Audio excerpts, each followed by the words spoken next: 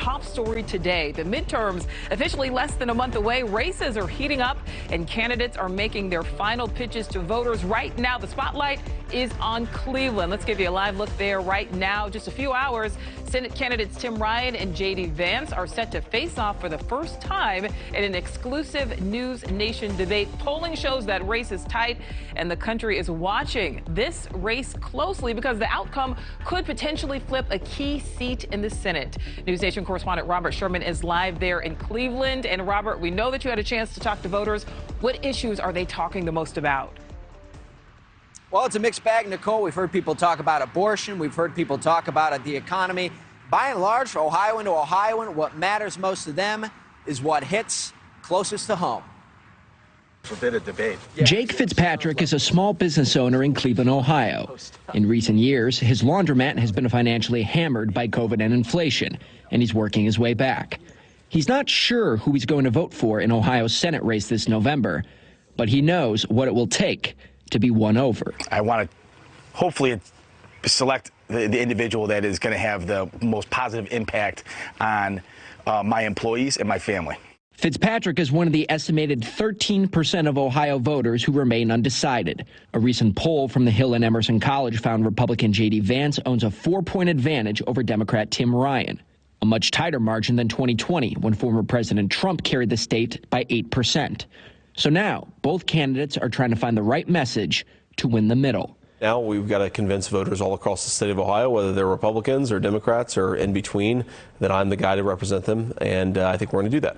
Democrat, Republican, Independent, if you're like tired of the fights, want to find some points of agreement that we can move forward, reform, I'm your guy. Some voters have already made up their minds, like the DeLucas. For me, human rights, having the right to choose what I do with my own body or my children. Claire is coming out to vote for Tim Ryan, and the issue that sticks out to her most is abortion. Her husband, John, on the other hand, isn't really a fan of Tim Ryan, but cares about the balance of power in Washington. I'm concerned about Republicans taking any of the houses, so J.D. Vance is a definite no from me. Meanwhile, Jim Hoover wants to find a candidate he can get behind, but is having a hard time seeing either as anything more than just another politician. And that's really what has me so discouraged about politics today. It seems to be all about money. But tonight, both Vance and Ryan will have the opportunity to make their case to voters on the debate stage.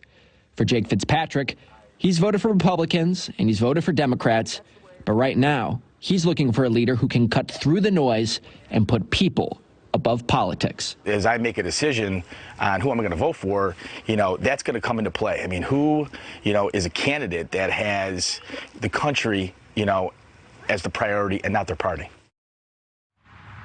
A lot of people are talking about it here in Ohio. You turn on the TV, you turn on your computer, you're inundated with advertisements for this race. The firm Ad Impact estimates that when all is said and done, well over $300 million in ads will air around the state of Ohio. Nicole? All right, Robert, thank you for that. Thank you for watching. Go to newsnationnow.com to find NewsNation on your television provider. And don't forget to click the red subscribe button below to get more of NewsNation's fact-driven, unbiased coverage.